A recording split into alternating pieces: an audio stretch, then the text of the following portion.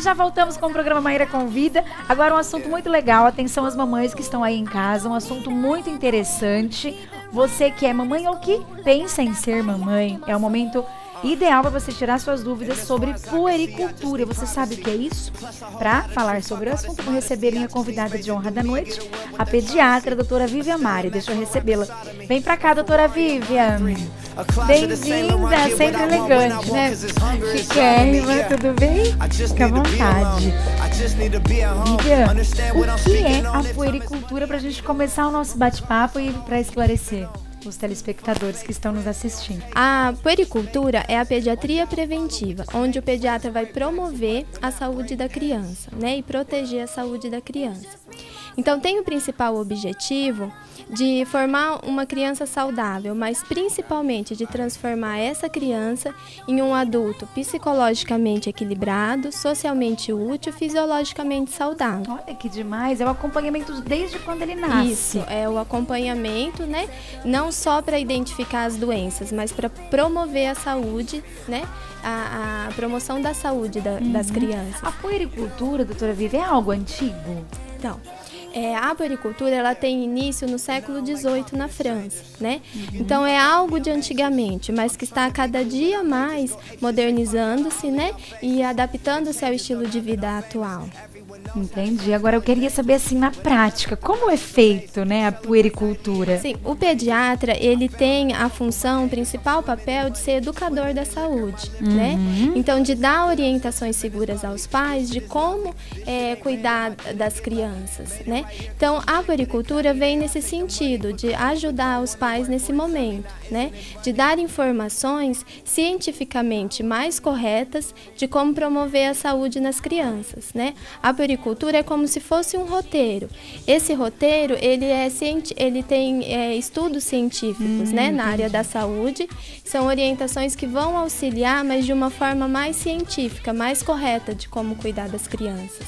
Né? Então, durante o acompanhamento, esse acompanhamento ele tem que ser periódico, né? O pediatra tem que estar sempre vendo a criança. Então, durante o acompanhamento, durante as consultas pediátricas, o médico vai observar a criança, né?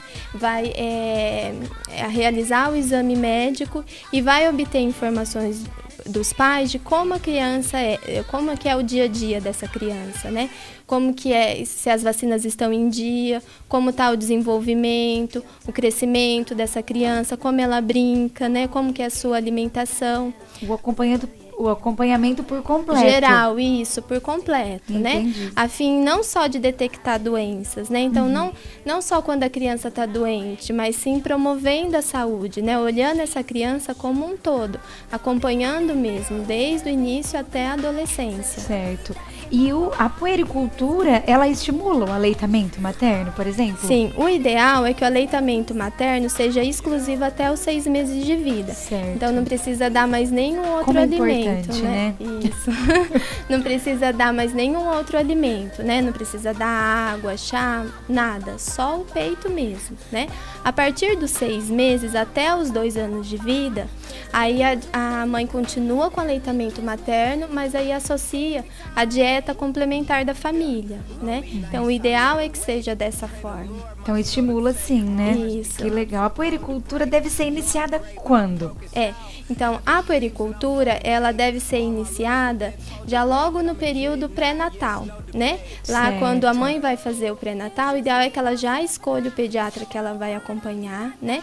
Já marque uma consulta com o pediatra, assim o pediatra vai conhecer a família e também os pais vão poder tirar as principais dúvidas, né? Iniciais desse momento, que são muitas, né? Muitas, isso que eu ia perguntar. Isso. E aí esse acompanhamento do crescimento, ele deve ser desde a vida intrauterina até o final da adolescência. Certo. No início da vida, doutora Vivian, as consultas devem ser mais frequentes? Isso. Até os 2 primeiros anos, a imunidade da criança ainda está imatura, né? Então, ela é sempre mais vulnerável a infecções mais graves. Nesse período, até 2 anos, qualquer infecção pode ser considerada mais grave. Então, o ideal é que as consultas sejam mais perto, né? Sejam a fim do pediatra acompanhar mesmo esse período mais crítico, né? Nos 2 primeiros anos, o pediatra ele pode identificar várias alterações, né, que são sugestivas de algumas doenças até mais graves. Então, é um período que tem que ser acompanhado mais de perto. A Sociedade Brasileira de Pediatria, ela orienta que até o primeiro ano sejam feitas 14 consultas, né? Olha, então o acompanhamento deve ser muito maior mesmo, né? Aí, assim, a primeira consulta é logo quando o bebê nasce, né, na maternidade. A segunda consulta com 7 dias de vida. E a terceira consulta com 1 mês. Depois desse período, de 1 mês até 1 ano, são feitas consultas mensais. Uma vez por mês. Uma vez por mês. E aí, se a criança está bem, de 1 ano a 2 anos, pode ser a cada 3 meses, né? Tá. Depois dos 2 anos, até por volta dos 5 anos, pode ser uma consulta a cada 6 meses. E depois desse período, de 5 anos até a adolescência, né, até os 18 anos, aí pode ser uma consulta por ano. Por ano. Isso. Isso tudo na tentativa de identificar as doenças, né?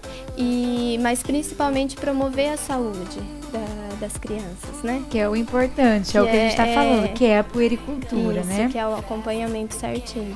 Dona Vívia, e uma das maiores preocupações dos pais é em relação ao ganho de peso e ao crescimento da criança, é isso mesmo? Então, em toda consulta, o pediatra, ele vai aferir o peso, né, a estatura, a altura e o perímetro cefálico, que é o tamanho da cabecinha, né? Essas medidas, elas vão ser colocadas em gráficos do Ministério da Saúde, em curvas do crescimento, né? Certo. A fim de avaliar como vai a saúde da criança. Então, essas curvas, elas são indicadores de como está a saúde, né? Se tem uma curva que está ascendente, que está positiva, é sinal de que a criança está saudável, né? Tá indo no caminho certo, Tá indo no né? caminho certo. E o desenvolvimento? Os pais sempre se preocupam, né? Se as crianças estão se desenvolvendo, certo, Isso. né? Os pais sempre se preocupam, né? Então, a desnutrição, ela ainda é muito prevalente em países subdesenvolvidos como o Brasil, né? E as crianças, quando elas ficam doentes, elas podem ter uma perda do peso, né? E essa perda de peso, ela é recuperada logo após de tratar dessa infecção, né? Na maioria das vezes.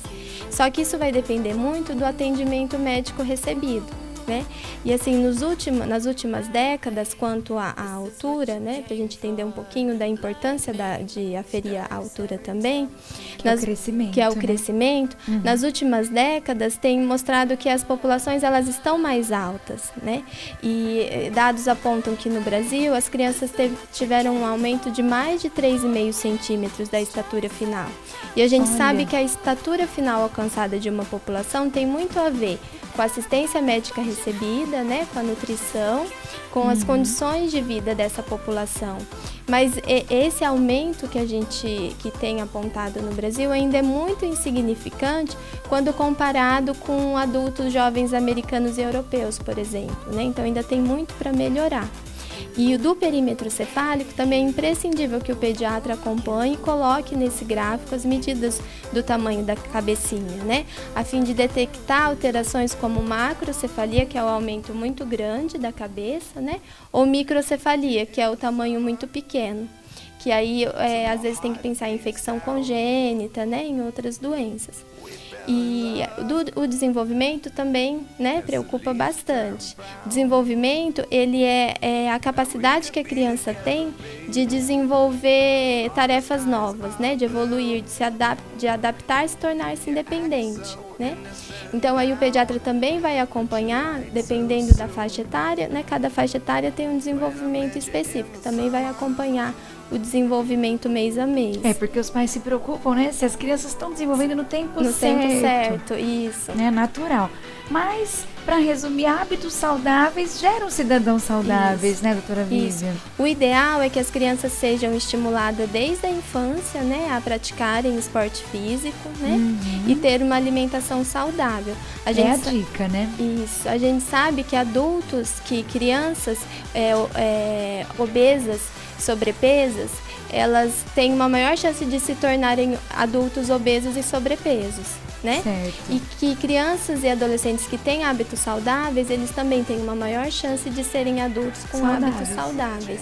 Isso. Claro, tem que cuidar desde cedo. Desde cedo, né?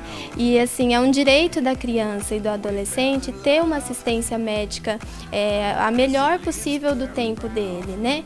E cabe a nós mesmos, a gente se colocar no lugar, né, da criança, tentar enxergar da melhor maneira o que elas estão tentando nos transmitir, né?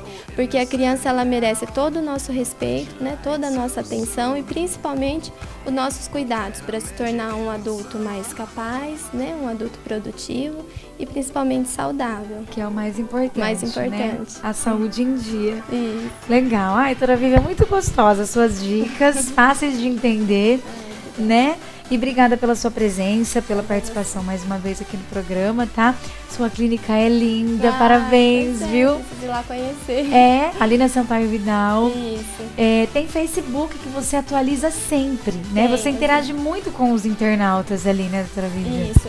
Tem a página, né, que tem algumas dicas. Deixa eu colocar aí pra vocês curtirem a página. Às vezes até tirarem as suas dúvidas, né, com você direto. Muito legal. E sugerirem também temas pra gente estar debatendo, né, aqui no estúdio. Obrigada, viu, doutora Vivian? Obrigada. Até a próxima.